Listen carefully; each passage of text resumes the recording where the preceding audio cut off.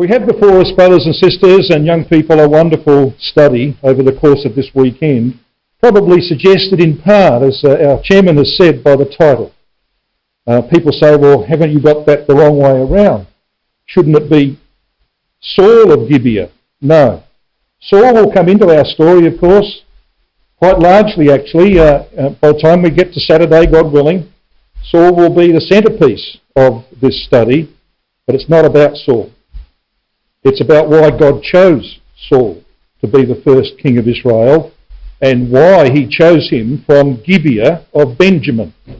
There was a reason, brothers and sisters, as to why Saul came from this place. Now, how many of you over the course of the years have been doing your readings? You get to Judges chapters 17 to 21 and think, why on earth is this in the scripture? There are some absolutely appalling stories, particularly, of course, the story of the Levite's concubine and what happens to her. And then, of course, the disastrous events that overtake the nation when one tribe is almost completely wiped out of Israel. It's absolutely appalling. Why is it there?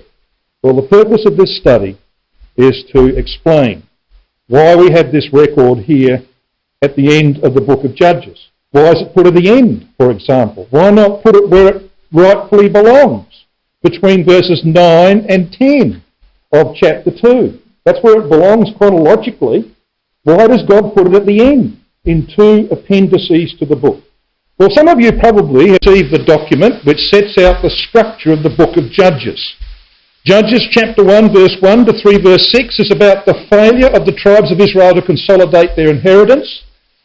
Chapter 3 verse 7 to 16 verse 31 is the history of Israel under the Judges. We have 6 cycles of sin and recovery when God provides a saviour in the form of judges.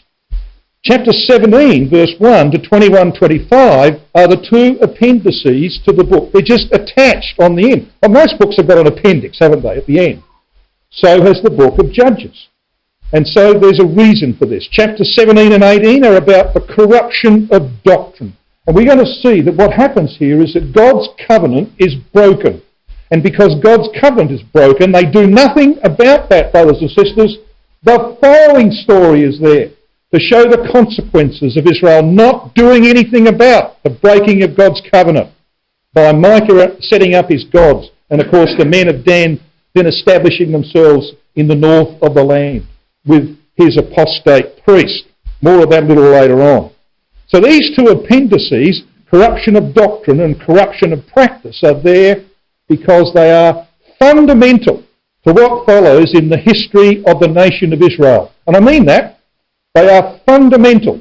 So fundamental, in fact, that when Christ was on the way to the cross and he encountered women who were weeping over him, his mind was essentially back in Judges chapters 17 to 21. Now you might think, well, that's a leap into the dark. No, it isn't.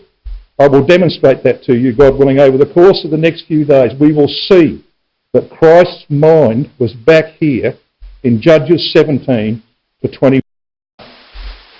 Well, there are other things about the book of Judges that really we don't have much time to talk about, but I would really like to sow a couple of ideas in your mind, seeing I've given an extra session. Normally I've got to fit what is to you the first 2 studies, I've got to fit it into one, and that makes the job pretty hard. But we've got 2 sessions, so we can go a little bit slower.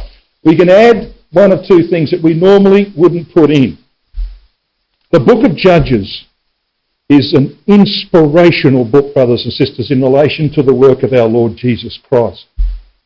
I often say, and it's true, you could just have the book of Judges and you could talk about every detail, and I mean this, every detail of the atoning work of Christ, first advent, and every detail about the second advent of Christ. Judges will also tell you about the rise, the history, and the demise of the Roman Catholic apostasy. You know that? Ever wonder when you've read Judges chapter 9, why it's such a long chapter, 58 verses or something, and it goes around and round, and you think, what do I want to know that for? It's a type of the entire history of the apostasy that arose from the brotherhood that the saints are shortly going to have the privilege of destroying. to open the eyes of men to the truth. It's all there. It's even there in terms of the timings of the conflict between that system and the two witnesses of Revelation chapter 11. You want more detail about that, I can give you documents that will set that out for you.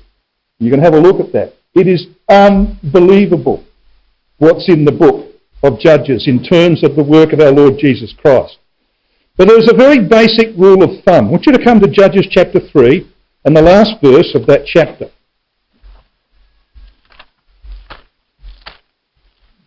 And we read about the spectacular achievements of a man called Shamgar. But you only get one verse. Now I would love to know more about Shamgar. His feats are Samson-like. I mean, this man kills 600 enemies with an ox goad. Come on, a pointed stick. 600 men. So we read in verse 31 of Judges 3, and after him, that is after Ehud, was Shamgar the son of Anak, which slew the Philistines. Samson slew Philistines, didn't he? 600 men with an ox goad. He also delivered Israel. I would love to know more about Shamgar. Where he lived, what he did, what his background was, which you get in many other judges. Why isn't it there? Ever asked yourself that question? Why is there no information about Shamgar? Well, it's a simple rule of thumb. If there's no extended information about a judge, it is because he is not a type of Christ. Where you have a full record, like you have for Othniel, for Ehud, for Deborah and Barak, for Gideon, for Jephthah, for Samson, they're all types of our Lord Jesus Christ, every single one of them. But where you don't have much information, you don't have much information because God's not particularly interested in their history. They were not types of his Son. So test that out, and you will find that what I've said to you is quite true. We have a wonderful book, this book of Judges. But we're not going to focus on any of that. We're going to focus on the last 5 chapters and see why they are where they are. Now, you can see from that chart, of course, we endeavour to set out the periods of time that the types in the book of Judges cover. Again, I'm not going to go into that detail. There's a 30-page document that you can get your hands on. We can pass that on to you by various means. A 30-page document which sets out all of the details of those types. So every aspect of the work of Christ, first and second advent, is covered by the types of this book. Now, brothers and sisters, we read in the record of Judges 2, so we're not very far away. Come back to Judges chapter 2.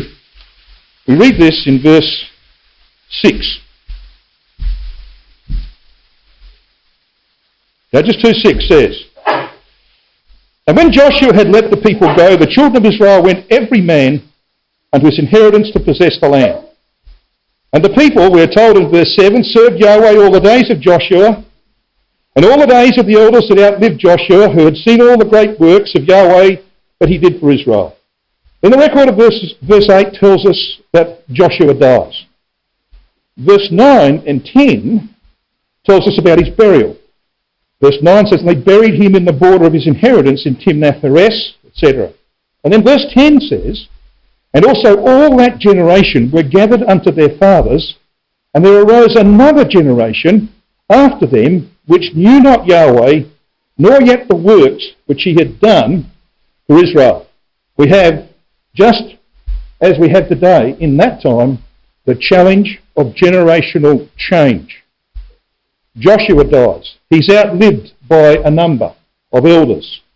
And then all that generation who had known the mighty works of their God, when he brought them into the land, they pass off the scene.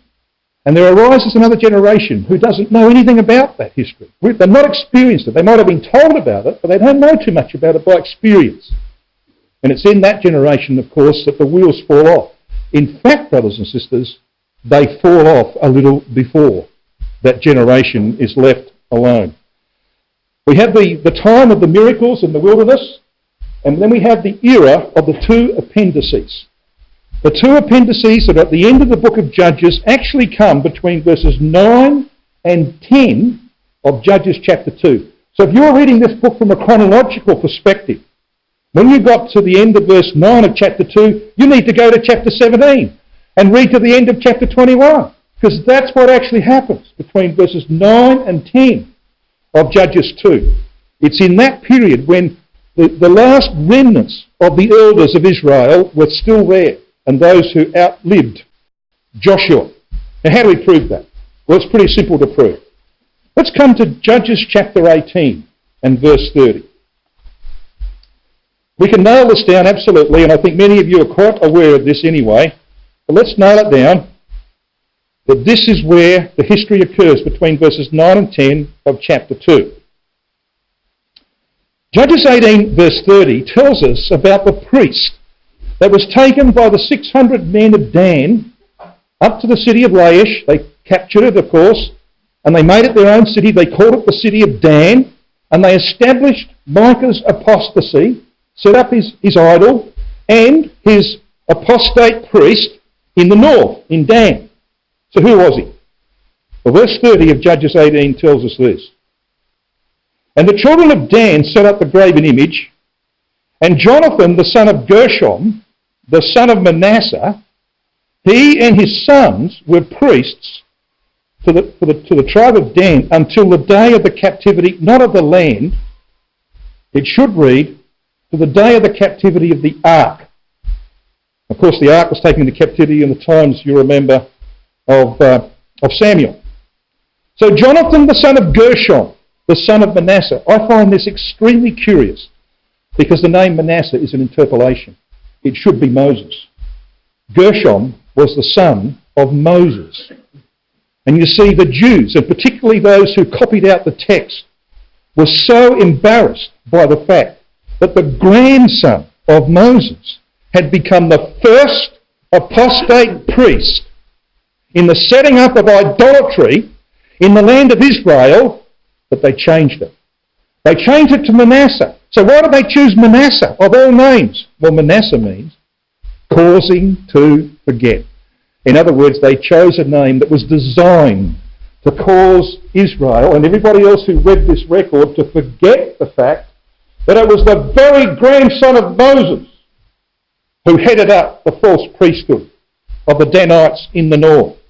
How embarrassing would that be for strict Jews? Now that's proof, isn't it? He's the grandson of Moses in that story of Judges 17 and 18. Move on with me to Judges 20 and verse 28. Now this is the second appendice. This is the story, the terrible story of Gibea. And what do we read? In Judges 20 and verse 28. Who is here? Who's the high priest at this crisis in Israel's history? Well, verse 28 tells us, and Phinehas, the son of Eleazar, the son of Aaron, stood before the ark in those days, saying, and the question, that's all we need. All we need is the reference to the fact that Phinehas was the high priest at this time. Well, of course, he obviously comes at the early part of Israel's history in the land. He succeeds Eleazar, the high priest, when they cross the Jordan. So this is the generation that outlived Joshua, the elders who outlived him. They were on the scene when these historical events of Judges 17 to 21 unfolded. So God tucks this history right at the end of the book. And he does that for good reasons. The bulk of the book of Judges is about the work of his son, first and second advent. Judges 17 to 21 is about the history of his people who could not keep covenant. That's what it's about. And Gibea of Saul, as you're going to come to see in this study, as we proceed, God willing, you're going to see that Gibea represents covenants, vows, promises. It's all about covenant making and covenant breaking. And you'll see proof after proof of that as we see. So what is in these appendices? Well, I think you might have been asked, many of you would have been asked to perhaps read this section of Scripture, and those of you who have done probably read it and thought, oh, that's awful. It's absolutely awful. Why would you put that stuff in there? Well, there's obviously a reason. Judges 17, we have the house of Micah who manufactures an idol and creates a false priesthood. Now look at this idiot, Micah. Come to Judges 17. Let's just take the last verse of the chapter for a start. Judges chapter 17 and Have a look with me at verse 13. Maybe verse 12. It says, Micah consecrated the Levite. This is Jonathan, the grandson of Moses. He consecrated the Levite, and the young man became his priest, and was in the house of Micah. Then said Micah, now know I that Yahweh will do me good. And he gives the reason. What's the reason? Well, seeing I have a Levite to my priest. He's an ignoramus. We call them drongos in Australia, but you use that word here? He's a drongo. You know why? Levites were not priests. Priests were Levites, but Levites were not priests. Only the sons of Aaron were priests. True? Yeah. He's got no idea. He's a featherbrain, this Micah. And look at the twisted family he comes from. Come back to the early verses of Judges 17. No wonder the boy is twisted like a corkscrew, because his mother is twisted. Look what happens here in Judges 17.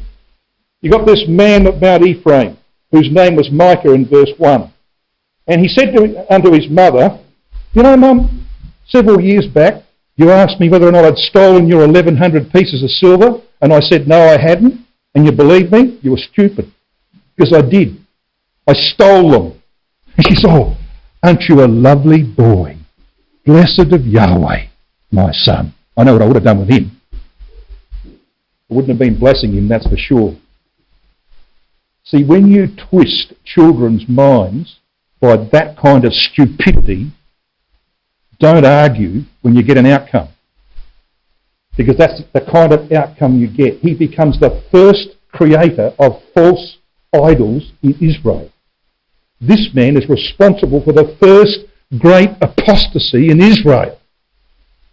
So he comes from a twisted family. You get twisted results. Look what she does. His mother said at the end of verse 2, blessed be thou of Yahweh, my son.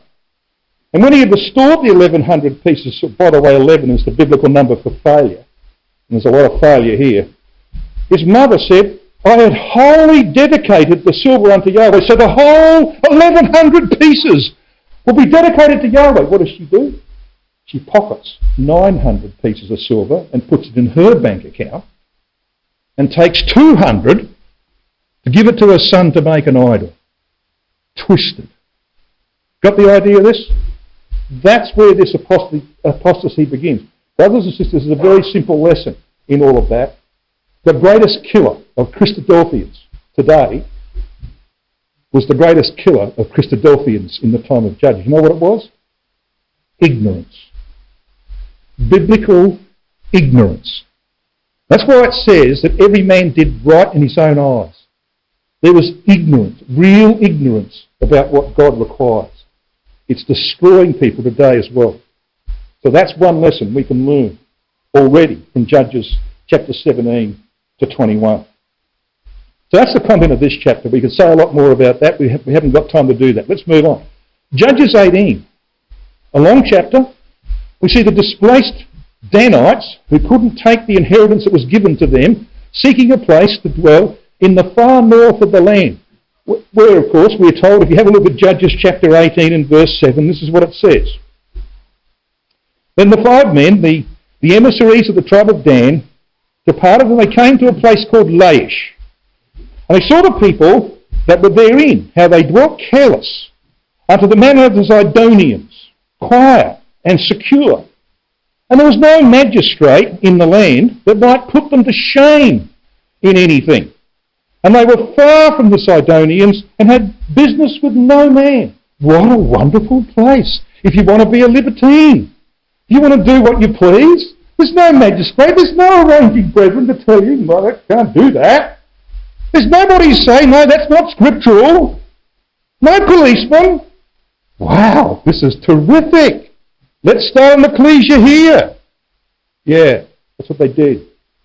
So they took this place. These loose people who wanted to be able to do as they pleased, set up their own idolatry, their own priesthood, did it as they pleased to do it. That's what's happening here, brothers and sisters. It all comes out of what happened in the house of Micah and what was happening in the tribe of Dan. So these displaced Danites, they seek this place and establish their apostasy with Jonathan, the grandson of Moses, as their priest. Then we come to Judges 19. A Levite retrieves his wayward concubine, only to lose her, of course, at the hands of brutal sodomites in Gibea of Benjamin. I'm not even going to read that history out to you, brothers and sisters. It's awful. I mean, the world today would be embarrassed, wouldn't they, by what you read in Judges chapter 19. There's a lot of awful things going on in our world. But it's there for a reason. In Judges 20, indignant but hypocritical Israel, who did absolutely zero about the problem in the north, in Dan, ended up suffering dreadfully themselves. They came to cleanse Benjamin of moral impurity while they themselves had done nothing about apostasy in their own ranks. God will not tolerate hypocrisy. If there's one thing he hates, it's hypocrisy. He will make you pay for it. And in Judges 21, they do pay for it. Israel in a quandary, having destroyed the tribe of Benjamin at the end of chapter 20. They're in a quandary because they've made oaths. They've made promises. They've made vows. They said, none of us will give our daughters to any survivors of Benjamin. And if anybody hasn't sent people to be involved in this conflict, then we will go and destroy that city. And they did. The city of Jabesh Gilead. Remember that? So they made covenants and oaths. And then they found themselves in a very difficult situation. They had to find a way around them. You know, they had to sneak around the promise, the vow that they made, that they would not give their daughters. So what did they do? You know the story. They say to the 200 men who have the Benjamites, who don't have wives, just sit quietly and wait. You wait until an appropriate time. Then run out and grab one of the daughters of Israel and run off with her. Mum and Dad would be very happy about that. That's how they got around that oath. That's the kind of spirit that was here, brothers and sisters. There was no king in Israel. You've wondered why that statement is made 4 times in 5 chapters? You find it in chapter 17, verse 6. It's there again in chapter 18, verse 1. 19, verse 1. Chapter 21, verse 25. There was no king. Well, it was obvious. There was no normal mortal king like the nations had, yeah, but there wasn't even a heavenly king either. Yahweh was not regarded as a king by his people. And this begins the story of Gibea of Saul. Because when the day came that Israel, in the days of Samuel, demanded a king, guess where God gets him from? Gibea of Benjamin, where these awful things happen in Judges 19 to 21. You reckon that was deliberate? Of course it was deliberate. Why did he do it? I'll give you a little clue. What was the leading... I'll ask you a question. What was the leading characteristic of Saul, the first king of Israel? Well, I'll tell you what it was. He couldn't keep a promise to help himself. Every oath, every covenant that he made, bar one, he broke. Anyone know what vow that he made he didn't break? You can answer it. Anyone know? The oath that he made to the witch of Endor. And you know why he didn't break that one? He was dead the next day. He didn't have time. He could not keep a promise to help himself. Every vow he made to David, to Jonathan, he broke. So that is why God chose Israel's first king from Gibea of Benjamin. Because Gibea of Benjamin was all about making and breaking covenants and vows and oaths. And we're going to see that as we proceed. Well, That's where we're heading in our study, primarily. But let's have a look at this statement. Have a look with me, if you would, at the very last verse of Judges. Judges 21 and verse 25.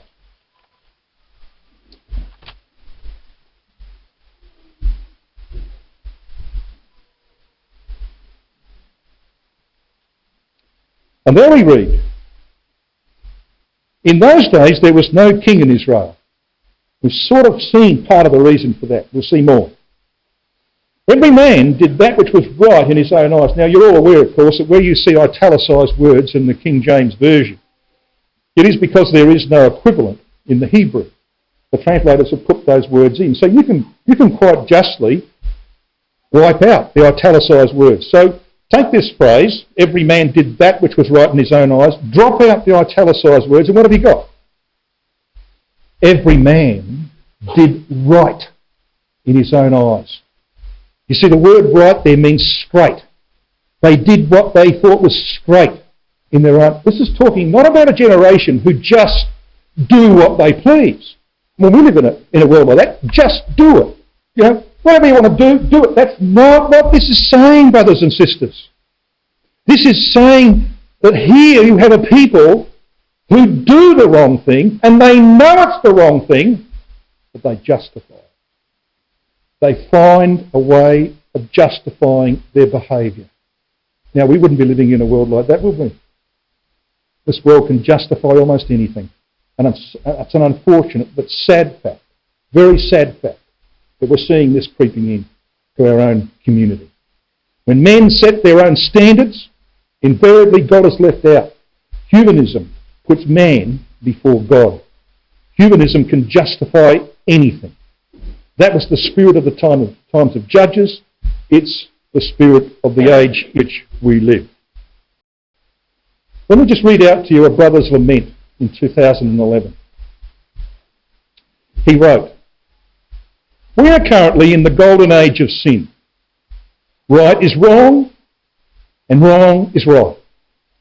The only real sin today is talking about sin. We have the perfect storm of humanism, evolution, and moral relativity in society around us. This has eroded our standards and brought about a moral and doctrinal laxity in our ecclesias. In an honest effort to become more loving and kind, we are now threatened by a dynamic of extreme tolerance. In that climate, the tolerant stand idle as people simply do as they please, but swiftly condemn anyone who judges doctrine and behaviour according to biblical standards." He's not far off the mark, brothers and sisters. That is the age, the time in which we live. You know, when decline occurs, it rarely occurs like that. It doesn't just plunge off the edge of a cliff and go straight down. Decline in a large community doesn't happen like that, except in the final stages before God's exhausted and divine judgment comes. It's more like that, isn't it? It's just this gradual lowering, you know, just lowering. A bit like Christchurch sort of was lowered about a metre, wasn't it, a few years ago? Just a little bit of lowering of standards and practices and things that were once accepted as normal. Biblical standards. They go. Well, we'll talk a bit more about that in a minute. When you look at the book of Judges, the tribes had failed. They had largely failed to take their inheritance. So you see these red lines on this. This indicates probably, approximately, where the tribes had actually conquered the land. There was a large swathe out here, for example, that was given to the tribe of Dan. They never conquered it. You might recall that Ephraim and Manasseh complained. Ephraim particularly complains in the book of Joshua about, we weren't given enough land. Take a look at what was apportioned to them. The problem was that the people on the plains, the Canaanites, had chariots of iron. I think, well, we can't beat them. So they wanted more territory. And Joshua, of course, sends them away and says, come on, you were given the territory. The problem is lack of faith. Go out and take it. And they didn't. There was compromise. And that compromise is set out for us. If you come back to Judges chapter 1, let's see what happened here. Judges chapter 1, verses 22 to 26.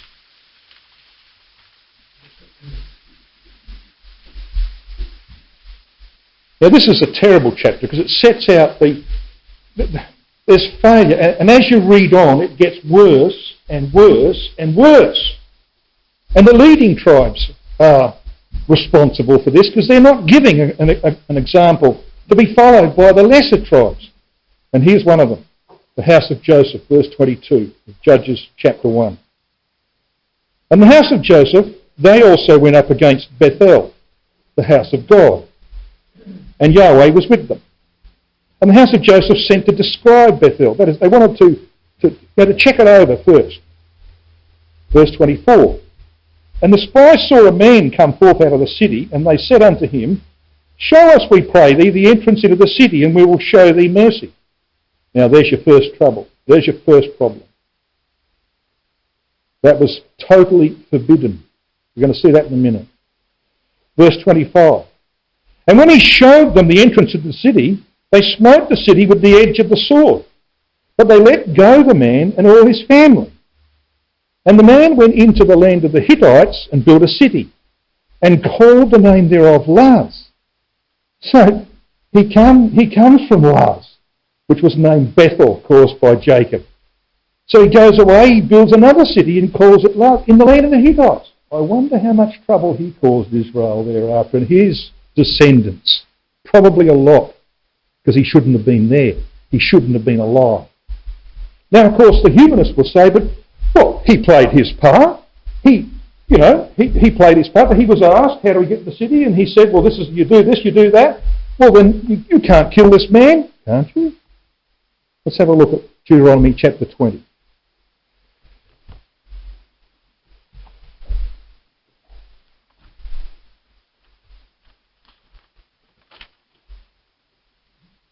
You know, we hear things like, well, God wouldn't let that happen. Surely that's not the way God works. Well, this is what God wanted of Israel, brothers and sisters. Very plain. Deuteronomy 20, verse 16. But of the cities of these people which Yahweh thy God doth give thee for an inheritance, thou shalt save alive nothing that breatheth. But thou shalt utterly destroy them, namely the Hittites. Isn't that interesting? That's the first one. That's where he went, to the land of the Hittites.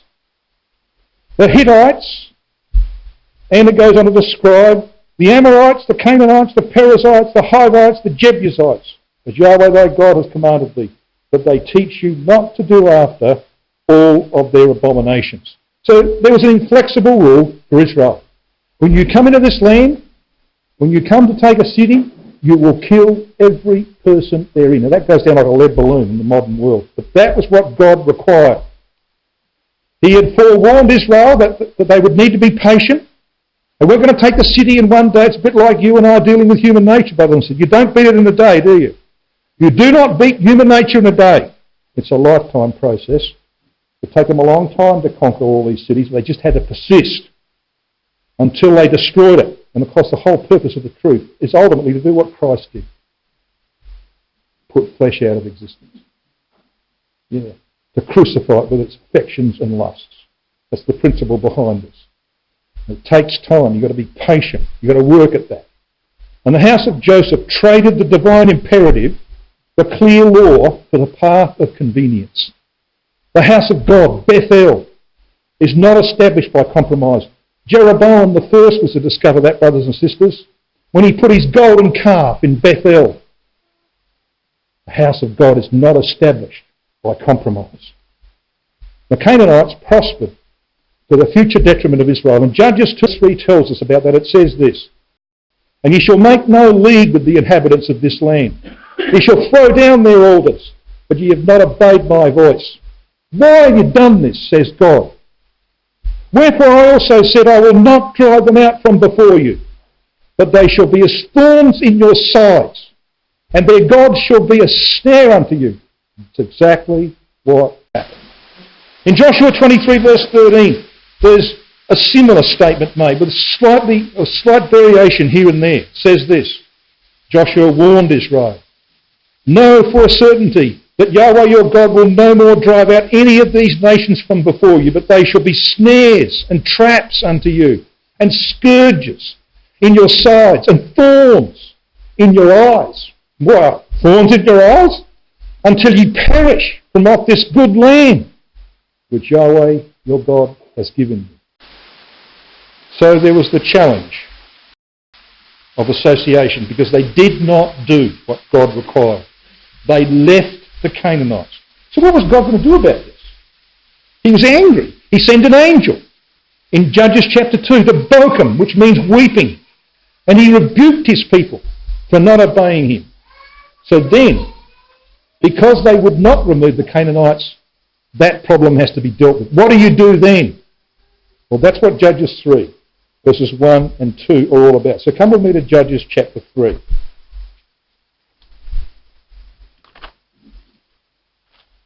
If they won't remove them, then he's going to use those remaining Canaanites as a test to prove Israel.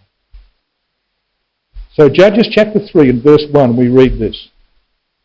Now these are the nations which Yahweh left to prove Israel by them, even as many of Israel as had not known all the wars of Canaan.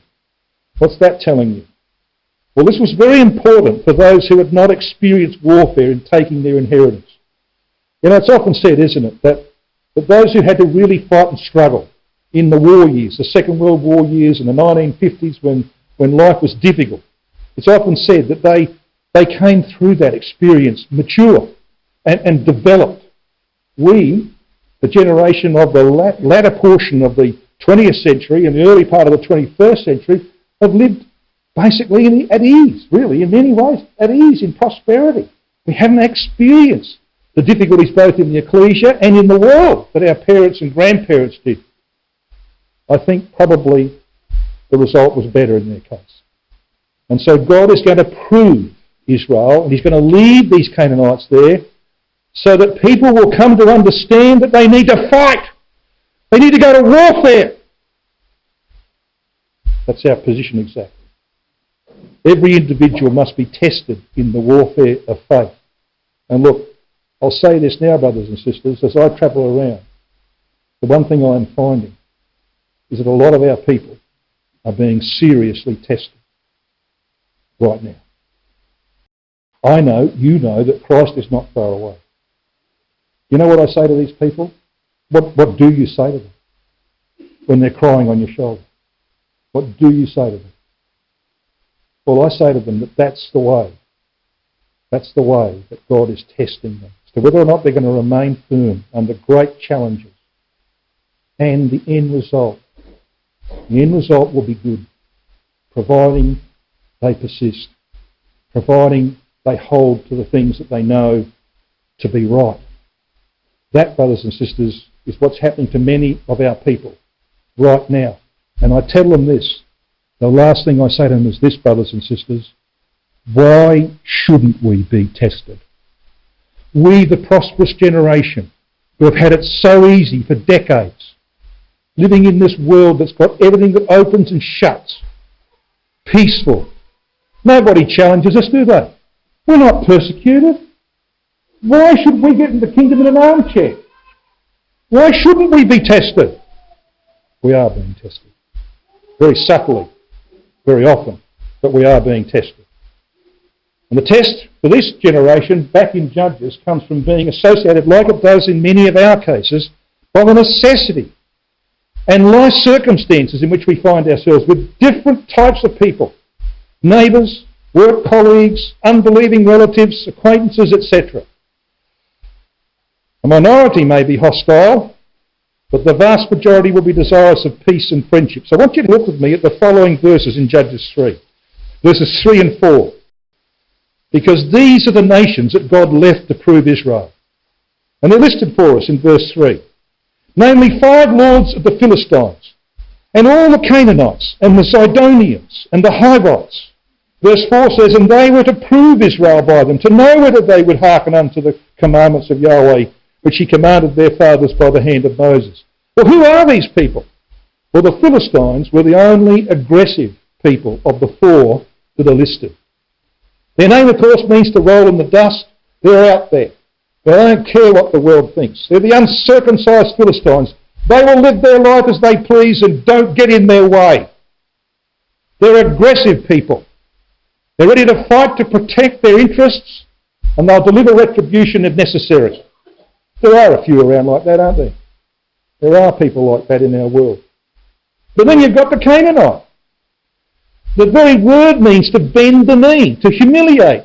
You know, and it's used, as you well know, of a merchant or a trader, and he will come up and go down his knee and say, I've got the best snake oil that you've ever seen.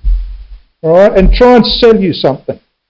So that, you know, they've got a policy of peace through compromise and accommodation. That's the Canaanite. We meet a few of them in our time, don't we?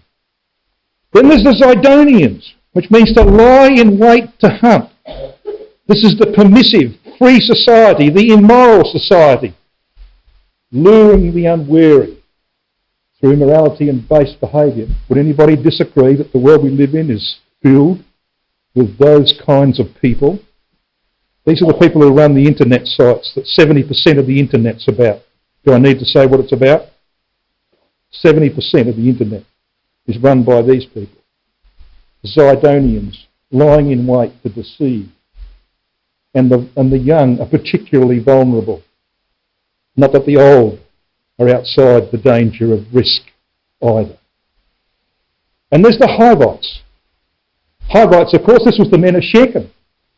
What did the men of Shechem do in Genesis 34? They did exactly this. Their name means a villager. They just want to be left alone. They promoted prosperity and peace through intermarriage.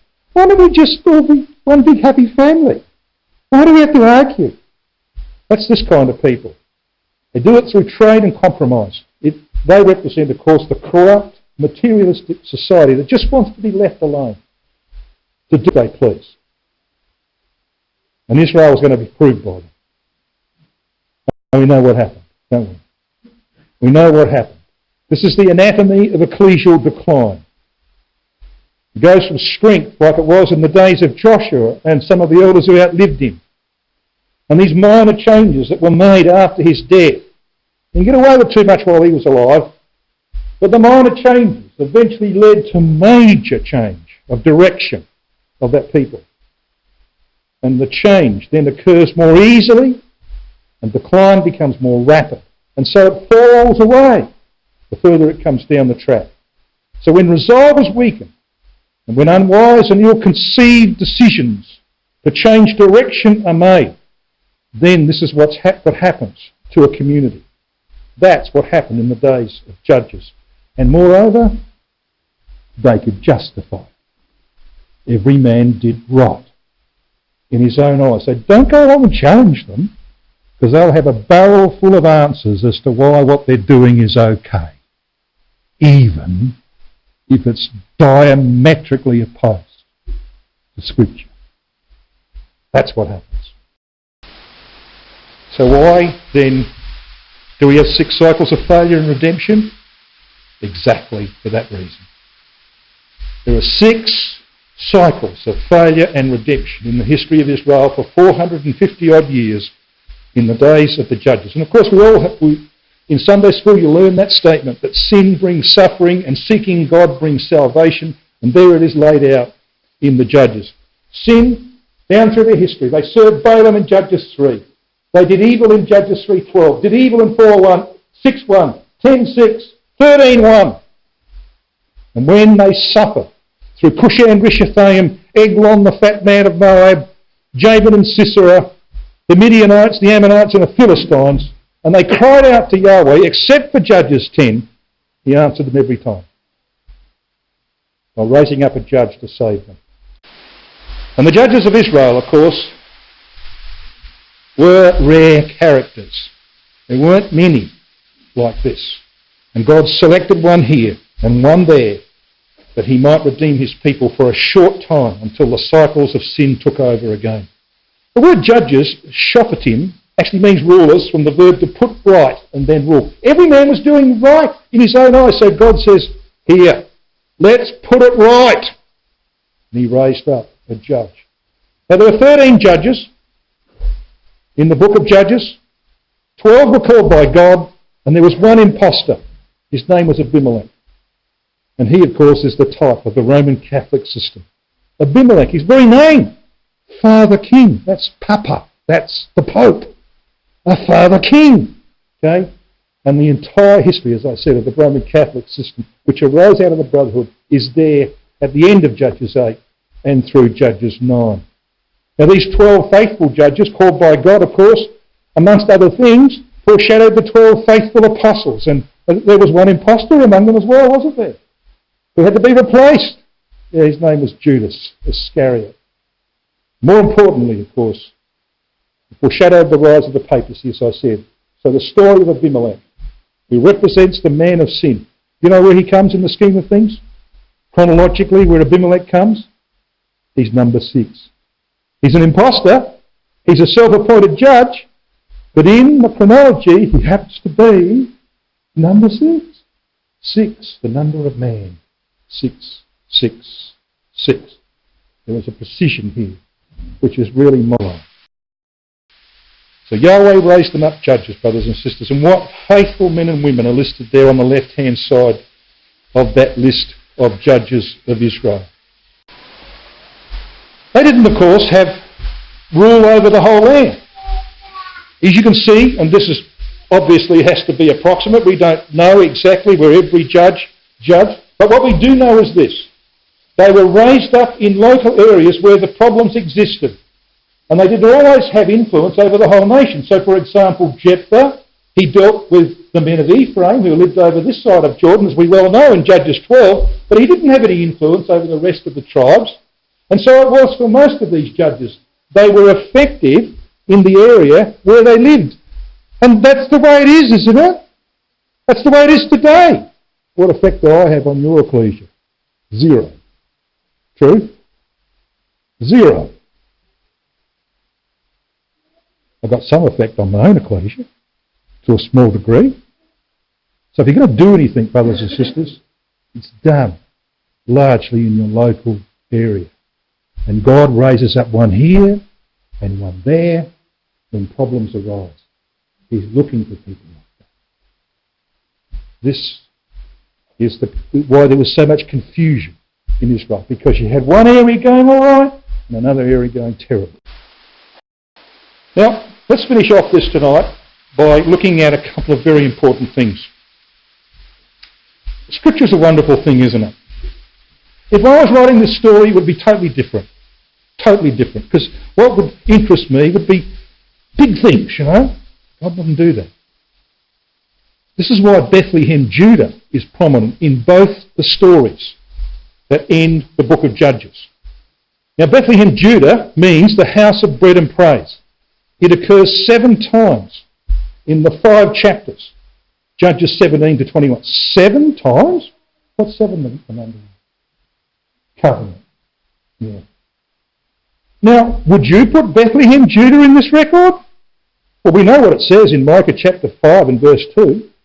We're told in Micah chapter 5 verse 2 that if you did a census of the tribe of Judah, you probably wouldn't even bother putting Bethlehem in it. It's too small, too insignificant to even be counted, says Micah 5 verse 2. You wouldn't even bother putting it in. So why does it end up 7 times in this story? Well, Jonathan, the grandson of Moses, sojourned for a time in Bethlehem, Judah, but he was a footloose Levite, under-occupied, and he was ignorant. He was also ambitious. So when he arrived at the house of Micah, he took on a job and became the priest of the first apostasy in Israel. The Levite's wayward concubine, who meets a terrible end in Gibea of Benjamin, came from Bethlehem, Judah. Record of Judges 19, verses 1 to 2. So why? Well, a couple of suggestions. To show the condition of all Israel? Yes. Take this very insignificant place. It's like a microcosm of the whole nation. And secondly, to contrast with another family that came from Bethlehem, Judah. Yeah. Boaz and Ruth, who bring forth the fathers of our Lord Jesus Christ. Yeah. See? totally insignificant and yet prominent in the stories that end Judges and, of course, in the rest of the Bible. So what does things, isn't it? So Micah 5 verse 2 says, But thou, Bethlehem Ephratah, though thou be little among the thousands of Judah, yet out of thee shall he come forth unto me, that is to be ruler, the one that will have dominion in Israel, whose goings forth, as the Hebrew word means, his family descent, have been from old, from everlasting. He was always in the mind of God. He's going to be brought out of insignificant place. Israel's first king, as we said earlier, was from Gibea. Why? Well, the events of Gibea provide the basis for the ultimate selection of Israel's first king from that place. And the disaster that occurs there, which we'll consider tomorrow night, God willing, brothers and sisters, emanated from the establishment by 600 men from the tribe of Dan of the first idolatrous apostasy in Israel. Do I need to remind you that when the disaster of Judges 20 had ended, there were how many people left in Benjamin? 600 men. That might be a little bit more than coincidence, eh? Yahweh's covenant was broken, and Gibea is all about making and breaking of covenants, and so as we've said, Saul. So let's just very briefly consider what happened here in Judges chapter 18. Dan, one of the largest, second largest tribe in fact, of Israel, was unable to secure their inheritance. 600 of them migrate north and they capture Laish. Judges 18, verse 11, 27, 28 tell us about that story. The remainder of Dan are forced onto the heights between Zorah and Eshtaol, and guess who arises from there in Judges chapter 13? Yeah, Samson, the last recorded judge in the book of Judges. So here we've got, brothers and sisters, this terrible story that leads to this apostasy. So I want to conclude tonight on this matter of the breaking of God's covenant. Let me just put that passage up before you, but come back with me to the reading from a couple of days ago in Deuteronomy 27.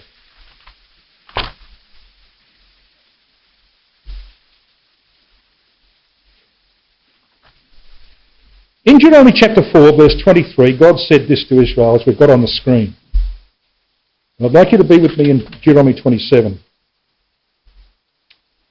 He said in chapter 4:23, Take heed unto yourselves, through Moses of course, lest ye forget the covenant of Yahweh your God, which he made with you, and make a graven image, or the likeness of anything which Yahweh thy God hath forbidden thee. For he is a consuming fire, even a jealous God. Micah was the first recorded man to make a graven image of Israel. And of course the story of Judges 17 and 18 we've very briefly reviewed. There was Micah's home near Mount Ephraim. Of course, here's Bethlehem, Judah. You have the footloose Jonathan, grandson of Moses, who comes up here. He gets a job. Then you've got the 5 ambassadors of Dan who eventually bring their 600 up to Laish, way up in the north, and on the way, of course, they've basically got to go past the door of Micah. So they take Jonathan, the grandson of Moses, and Micah's he's not very happy about it, of course, but they take it and they establish this apostasy up in the north, the first idolatrous apostasy in Israel. So you in Deuteronomy 27? Have a look with me at verses 11 to 15. And Moses charged the people the same day, saying, so where are they? Well, he's telling them they're going to be, eventually, after the defeat of Ai, they're going to be up at Shechem. All right, they're going to go to Shechem. And he tells them this in verse 12. These shall stand upon Mount Gerizim, which is to the south, to bless the people when you come over Jordan. Simeon and Levi and Judah and Issachar and Joseph and Benjamin. And these shall stand upon Mount Ebal, which by the way is to the north, to curse. Who's there? Reuben, Gad and Asher and Zebulun. Dan and Naphtali. And the Levites, verse 14, shall speak and say unto all the men of Israel with a loud voice, What's the very first thing that they're going to say? Shouting across the valley. All right, you've got half the tribes on one mountain and half on the other. You've been there, you know you can actually shout across the valley, even with a traffic noise. You can shout across the valley. So what's the very first thing? Verse 15. Cursed be the man that maketh any graven or molten image, an abomination unto Yahweh, of the work of the hands of the craftsman, and putteth it in a secret place. You could not get a more accurate description than what happened in the house of Mike. And then Dan, who stood on the mount of cursing and said, at the end of that verse, Amen! Dan comes along, takes up the image and the priest.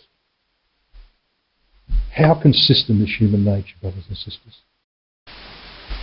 So what should have been done by the tribes of Israel when this happened? You're in Deuteronomy, come back to chapter 13. What should have been done?